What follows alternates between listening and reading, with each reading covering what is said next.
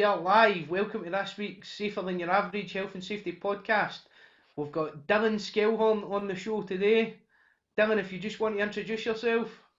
Hi, my name's Davon Skelhorn. I've got a company called Safety Up. I'm a motivational safety and keynote speaker. I work in the health and safety sector. I've been doing that for 6 years. Perfect. Thanks very much for coming on the show, Davon.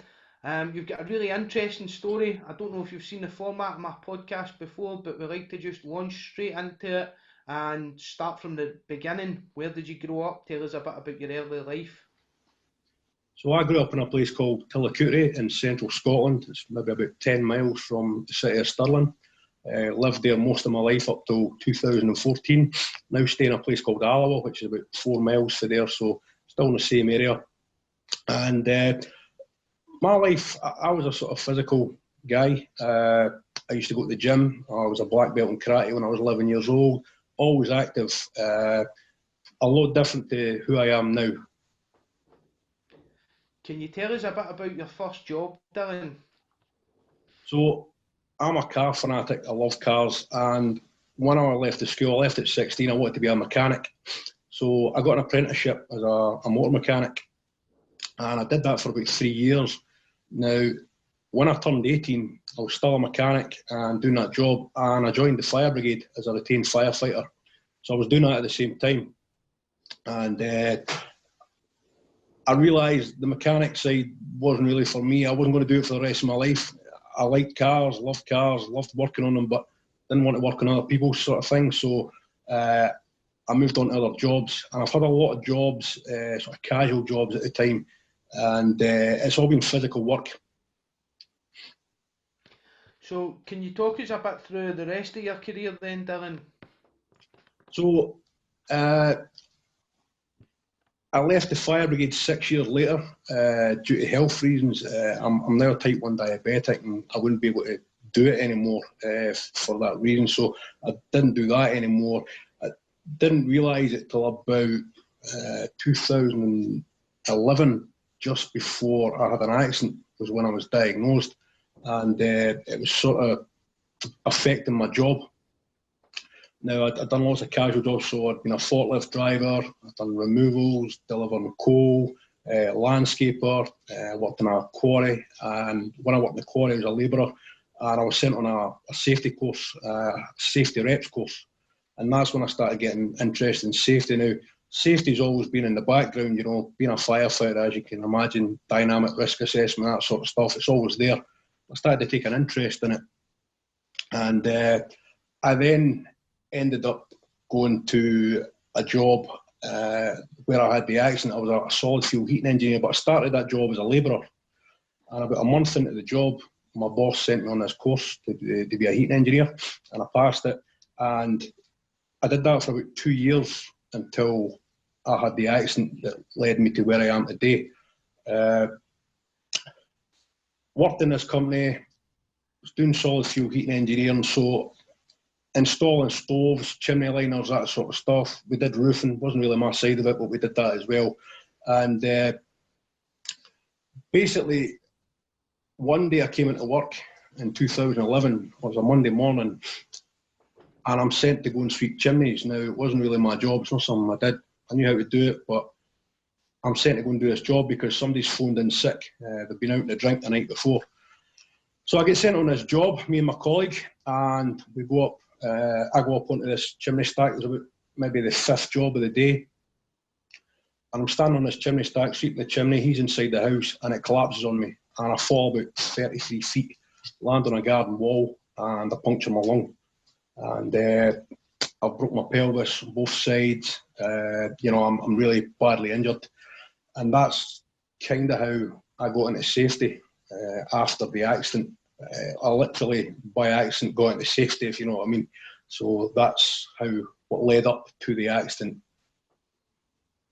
And can you tell us a bit about the consequences of the accident, Davon, and what happened from there? That's really powerful and really challenging, that event in your life. Yeah. So since the accident, been a lot of challenges now.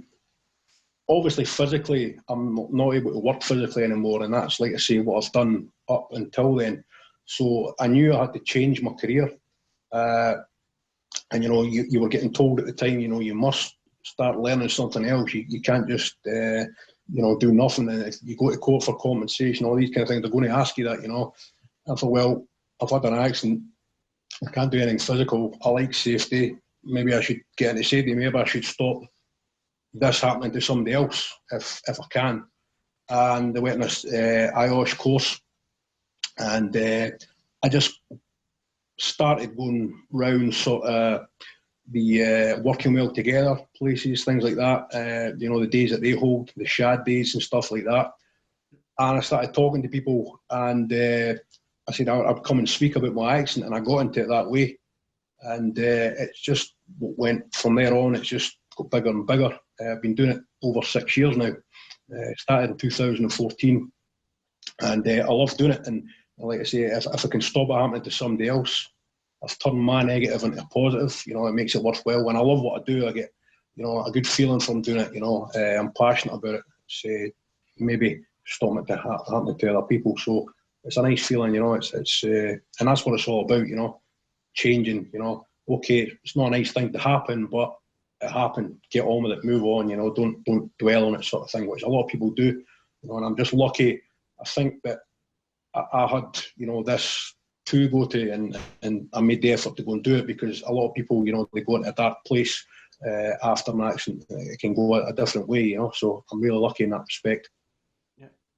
And can you tell us a bit about how the accident affected your life, Dylan, after you had the accident, and also a bit of the background to the accident, the lead up to it, and some of the information that you've told us in the past about it, some of the presentations I've been at with you?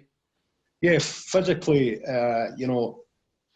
40% disabled, they class me as, using crutches for a long time. I'm trying to get off them. I went down to 1, but I still need it sometimes, and I'm trying to get off them because it really is, impacts your life. It's a pain. So I'm trying at the moment to do yoga. I've just registered to go and do that, and then this coronavirus kicked in, so it's had to be put on hold. I've been to physio. They basically signed me off saying, you're 40% disabled for life. It's not going to get better. So I've got all these problems. I'm on a lot of pills. The pain's there all the time. And when I'm at home, I spend most of my time lying down, whether it's on the couch or on the bed, because it's the least painful way for me to be. Sitting for too long, standing for too long, it gets painful. And that's going to be there with me for the rest of life. So, all these physical challenges that you've got. Other sides of it that a lot of people might not know about, because you put a compensation claim in, you get people following you for insurance companies, you get, hassle, you've got to go here, you've got to go there, no matter how you feel that day, or, how well you are physically, you must go to these appointments, these things, the physio, the doctors, and, it's like you're still working, you've got to get up every morning and go and do these things. So, it is, it's not a nice thing. There's all different sides to it. Like I say, I would say I'm one of the lucky ones. I got through it, but a lot of people aren't, and it affects people's mental health. What kept me going was just, light at the end of the tunnel. That was the way I used to think, this isn't forever, it's going to get better. But I was 2.5 years until I got compensation. I was going to go to court, but I settled out of court. Until then, really, you can't do anything. The people following you, you don't want to go out, you can't really go out, you're in pain, all these kind of things. It just impacts your life. A mate of mine was talking to me the other day, and he wrote on Facebook what the 5 top bands you'd want to see in your life. And he said, I thought you'd have seen them. He says, well, when they were going, I had my accident, I couldn't go to them. Simple little things like that, you can't go and watch a band for whatever reason. You've got no money, you're in too much pain, all these kind of things. So simple little things like that you used to do in life, you can't do it anymore, and it is a big impact. You don't realise it until it actually happens to you, how much you miss things that you're used to, Yeah. All those kind of problems that you've got after the accident, and that's what I always try and make people aware of.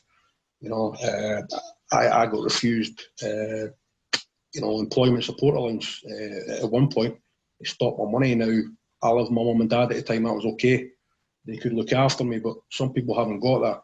and I always say to people, if it happened to you today, where would you be next week? Would you still pay the mortgage? Would you still pay the bills? Would your family still be there to help you? Would you be able to, look after your family? Probably not after an accident. So it has a big impact, not just on you, on everybody else in your life as well. Mm-hmm. Totally, Dylan. And can I just say congratulations? I've seen you speak. I've seen you out on site engaging with the frontline workforce as well as the management team to try and really promote that health and safety message about working at height and the wider health and safety on sites, explaining to people what the consequences are and how it can badly affect your life if things go wrong. And you took one of the most negative events in your life, which was having your accident, and turned it into a positive and really changed your career around and started to develop things from there. So well done on that. That's amazing. Thank you very much. I really appreciate that. So if you want to just tell us a little bit more about where your career journey's then gone after your accident, Dylan, and you've moved into health and safety, a little bit more about the work that you do and how you get involved at a site level and with the management team and organisations. So, like I say, I've been doing it over 6 years now, and at the start, as you can imagine, it took a while to take off. It was quiet, and I started working for more and more companies. I met you got me in at Robertson, and then I went and worked for a company called Walmart Dixon as well. I was their safety ambassador. I did that for 3 years. So very proud of that. And I worked for a lot of big companies, mostly construction, but a lot of other companies as well, different industries. And I just think it's making a big difference. I do a lot of campaigns. Robertson got me in for a while there, doing a lot of campaigns with them. And it just, it makes that difference to the company. I can speak to the management, they get it. Speak to the guys on site, which I love doing, and they get it as well, because, they've been they are in my position, but I've been in their position, just a normal guy working, and you go out one day think everything's rosy, and then the next thing, your life's changed in an instant. You're lying on the ground thinking you're dying. It's mad, but it's that quickly it happens, and you never think it's going to happen to you. And I never thought I was invincible, never thought like that, but I thought I was a safe person, and it wouldn't happen to me because I'm a safe person. And a bit more of the background in my story, I had asked for a safety harness for the company I worked for, and I was basically told, you're not getting one. We've got dispensation to work at height without safety harnesses. Now, I knew that was wrong, and I'd actually made a plan to leave the company. I wanted to get out, and I thought I'll just wait till the summer holidays and I'll leave, because I'll use the summer holidays, get paid then, you get your holiday pay, to go and look for another job somewhere else, somewhere safe. Unfortunately, that day never came. Like I say, bad circumstances. I come into work, somebody's been out to drink the night before, I have to go and do their job for them. Shouldn't have happened to me, really. It wasn't my job, but these things happen, and I want to make people aware of that. This is how quick it can happen, and you might not think it's going to happen to you, but it can. So hopefully I'm changing people's opinions. I'm also an ambassador now to the No Falls Foundation. I've been since it started in 2017. And I'm really proud to be part of that. It's a big thing for me, stopping falls for height. And basically what they're doing is, you probably heard the Lighthouse charity. They help people who've had accidents in construction. Well, the No Falls Foundation is the same sort of thing, but it's for people who have had falls for height. So helping them out, whether it's financially, getting them counselling, helping the family, making adaptations to their house, that sort of stuff. So I'm really, really proud to be a part of that. So I'm doing that at the moment. That's excellent, Dylan. Well done for doing that. That's fantastic. It's really out there promoting the charitable side of things and really trying to help them develop and help people that have been caught up in industrial accidents. Yeah. If we move on a little bit now, Dylan, I wanted to talk to you about your biggest challenge in health and safety. What's it been so far in your career? I'd say the biggest challenge is to get people to listen. And the majority of people do listen, but some people don't. And you'll get those people that you go in somewhere and you speak and they say, it'll never happen to me. And I've had comments like, I've been doing this 35 years, never happened to me. I've never had an accident. Well, it can happen any day. It can happen tomorrow, it can happen next week, whenever. And it's getting people to realise that, it can happen to you. And I think the things I talk about in my story and my presentations, kind of relates to people because they think, oh yeah, I go to the gym. Imagine if I couldn't do that anymore. Imagine if I couldn't pay the bills, that sort of thing. So it does make them think, but you will always get that. And I know they call them the 1%ers, where it won't happen to me. And I know some people like that personally who think it won't happen to me. And I say to them, look at me, what happened to me? But it won't happen to me, And it's just, I'd say that's my biggest challenge, getting people to listen and just take that in and think, right, I'm going to start doing it right. I'm going to start working safely, care about myself. And they do care about themselves, but it's the way people do things, isn't it? Sometimes it's the attitude, So that and probably getting myself known at the start, it was a challenge as well. Everything goes slow and you think, is people going to listen to this? Are they going to care? Am I wasting my time? But thankfully that's not been the case, and it just takes time, and I've worked at it. So really proud of that. And you've done absolutely fantastic with it, Dylan, getting the message out there and getting around the country, speaking to businesses and organisations, telling them about your experiences and sharing them with the frontline workforce and the management team.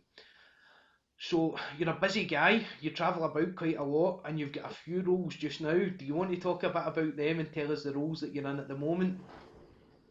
So, like I say, the No Falls Foundation, I've got a project on at the moment, and it has been for years. I'm developing a safety product, and it's for the Falls to Height sector, and that's in the background at the moment. I've got worldwide patents applied for, and that's all I can really say at the moment, because who knows if these things will take off, but that's what I'm working on at the moment. As well as telling my story, I want to physically be able to stop accidents. I can tell a story and then somebody can physically go out there and do something that makes them have the accident, and that's the next place I want to be. I want to stop it physically happening. And so this is an idea I thought of years ago before I even had the accident, because of the way I was made to work. I thought, why isn't that being developed? Why isn't it available? And I looked into it and it wasn't. Then I had the accident and it got put on the back burner because, I've had the accident, your life changes. But now I've been working on it for the last 4 years, and hopefully one day it will be there. So like I say, that's my other way of stopping my accidents. So I'm really looking forward to that. Okay, thanks very much, Dylan. We're now going to move on to talk about where you see yourself progressing to in the future. So, still doing what I'm doing.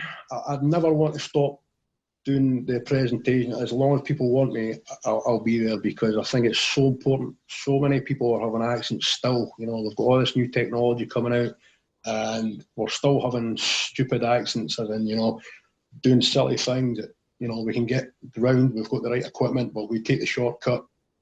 So still doing the presentations to stop these accidents happening. And like I say, as long as people want me to do it, I'll do it. And also what I've just mentioned, this product, if that, if that happens, if it comes to the market, I'd like to work on that as well. So open another business as well. Like I say, I want to physically do something to stop accidents, not just, I can talk all day about an accident, but it won't, like I say, physically stop somebody if they need that right equipment. PPE is so important, and sometimes people aren't given the right equipment, the right PPE, and that's what happened to me, I would have went out and bought it myself, but I wasn't allowed to, and I couldn't find what I was looking for, and that's why I've came up with this. So that's what I like to do in the future as well. But like I say, the presentations, as long as I can, really, because it's so important. There's not enough people doing it, because most people that have accidents like mine, they're not around, it's a high, height to fall from. Not everybody wants to do it, not everybody's in that right mind to do it, so I think the more people that do it, the merrier, the better it is for everyone. And it was quite a tall height that you fell from, Dylan. Can you tell us a little bit more about the lead up to the accident? What was going on with yourself, and then how that came about? Yeah, so two-storey house in an area of Falkirk, and my colleague's going inside, do the inside job, I'm going to do the top job. So we were told we must sweep chimneys from the top, everybody else does it that I know of up and down the country. They do it for inside the house. It's safer, cleaner, easier. My boss insists on it being done this way. Like I said, I'd asked for a safety harness. Told we don't need them. We've got a dispensation for the HSE. So I'm up on the chimney stack. I'm sweeping away, and I'm just finishing, and I'm taking the last chimney rod out, and the copestone that I was standing on, I had to stand on the chimney stack to get to the pot. It just breaks on me, and it splits into about 4 big pieces. And I go head first off the stack, down the roof, down the pitch of it, try my best to grab onto the roof ladder, couldn't, damage my fingers, hands, went off the edge, straight down, so about 33 feet. But unfortunately for me, I land on a garden wall where, like, you know, the pillars with the sort of white copestone, that style. As I'm falling, I'm just seeing stones in the garden, thinking it'll be fine. And then I see grass on the other side. I'm going to land on that. Never even saw the wall. I think my brain's blanked it out for me and just hit it. And the next thing I remember is the most excruciating pain I've ever felt in my life. And I thought I was on my way out. You know, I was dying. And I did prepare for that. You know, I just lay back, shut my eyes. I thought, a couple of minutes, I'm gone. I'd never experienced this sort of pain, you know. Fortunately, I'm still here to tell the tale, but it could have been a lot worse if I'd been an inch or two, you know, falling in a different position, an inch or two to either side. I would have hit my head, and for 33 feet, I definitely wouldn't have had a chance, you know. I've seen a similar accident that happened about a year later near where mine did, and the guy fell for about the same height, and he's now in a home, you know, and he's mentally, he's got brain damage, he doesn't know where he is. So I'm really, really lucky, you know, and when I hear stories like that, it makes me feel so lucky, you know, and I've got to really, you know, pass the message on, you know, look at me, look what could have happened, you know, don't do the same as me, you know, don't go down the same road. And that probably brings us neatly on to ask what guidance you would give to someone in health and safety starting out their career in health and safety today so that a similar accident doesn't occur. So I'd say ultimately, if you're going to go into health and safety, make sure you're passionate about it. Like anything in life that you're going to do, make sure you're passionate about it, what you want to do. Because if your heart's not in it, you're not really going to care, are you? It's just a job. It's a way of making money.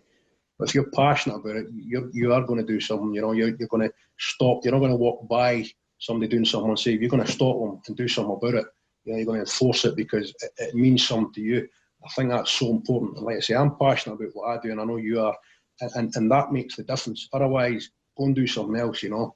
Like I say, when I started in the garage, I loved cars, but I knew I didn't want to fix other people's for the rest of my life.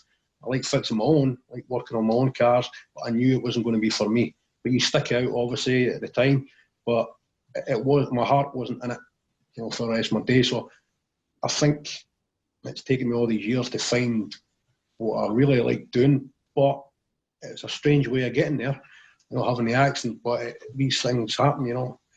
But like I say, I'm happy doing what I do now. So yeah, just be passionate about it, make sure it is really in there.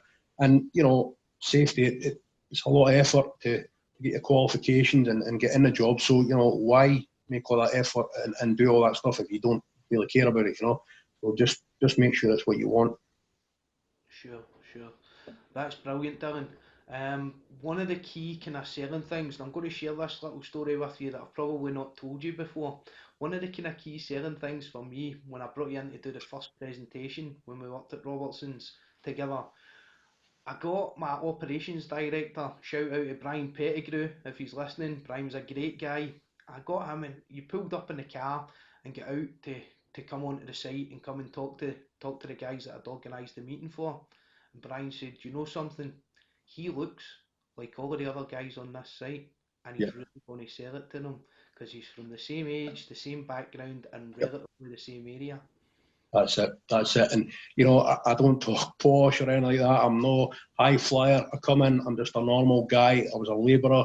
You know, I've done all these kind of jobs. I'm just like one of them. And I think that's why they get it, especially on the sites. You know, you can get that kind of laugh with the guys about a camaraderie because they know where you're coming from. You know, if I'd had an accent in another type of job, they might not get it. But because I was doing the same as them, physical work, labour and kind of building stuff, construction, they understand it, you know. What's the best feedback you've had, Dylan, on some of the sites from some of the people that you've presented to? One that sticks out all the time, I always remember it, is a guy came up to me and said, I was going to work off a ladder cleaning my gutters this weekend. I'm not doing it now. I'm going to get a scaffold coming in. I don't care how much it costs. That I've had a few like that, but that one sticks in my head. I was going to do this. I'm not doing it now. I care about my family. You've made me think. I want to take my wee girl, rollerblading or whatever, at the weekend. I never thought about that. They always come out with that. I never thought it would affect my family. That kind of thing. So comments like that, you think, well, I might have changed that person's life, and you'll never know because the accident won't happen. Good, but just the fact of knowing that you might have stopped that happening, then if it's the old cliche, if I stop one person from the accident, it's worth it, isn't it? And it is. If you spend your whole career saving one person's life, it's worth it. Yeah, totally. And this is probably a difficult question as well. I'm going to ask it. Being from a construction background myself, I know how difficult it can be sometimes presenting to site guys. Have you ever had any negative feedback, and how did you deal with it? I've had the odd one, not many. One sticks in my mind a couple of years ago, and the guy was like, "Oh, you don't give a what about us? You're only here to make money and stuff, and all this kind of stuff." I've been on sites before, and they don't give a damn. I said, well, is that happening on this site? Because if it is, tell me right now, and I'll go and see somebody right now about it. I'll make sure. And he said, no, this site. And I said, well, I can only talk for this company. But he was saying, oh, you don't really care about us and this and that. I said, well, I've just told you that if any of you are on the same pills as me, I'm going to give you my email address at the end. Come and see me. I'll give you my email address, and I'll send over you the side effects of the medication I'm on, so that you don't go down the same road as me. And you can maybe go back to your doctor and say, is this affecting me? I've read this online. I've found it. This can be harmful. Why did I tell you that then, if I don't care? I don't have to tell you that. I told you that because I care. I don't want you going down the same road as me. I don't want you affected like me. And then they kind of get it, and then they get quiet again because it's like, oh, well, maybe he does care. So, just you get the odd one or two. You get the odd one that doesn't want to be in there. But like I say, they're the 1%ers. Most people listen. And you know what? If it was the other way around, 99% didn't listen to me, I wouldn't be doing it, because what's the point? It's the fact that most people do listen, and it is a good thing we do. It helps, and it makes a difference. Then it's worth it, isn't it? So it keeps you going, keeps you doing it. Definitely. Well, thanks very much for getting involved in the show, Dylan. Your story's very, very powerful. How do people get in touch with you if they want to get you on site, get you out doing presentations for our frontline workforce or for our management team on occupational health and safety, or on your accident? So I've got a website. My company's called Safety Up. So it's www.safetyup.co.uk. So that's safety, UP, all one word. And on there's a contact form. You can get in touch. And I'm on LinkedIn. I'm on Twitter. I've got a Facebook page. So you can find me on there. I just Google Safety Up, and you'll get my website as well. And Dylan comes highly recommended from the Safer Than Your Average podcast. He's excellent at presenting. We've done some great work together in the past, and I hope to see you again soon in the future, Dylan, on some of the projects that I'll be working on, no doubt. Thanks very much, Blair. It's been great. Thank you. Thanks for coming along. Thanks, Dylan. Cheers.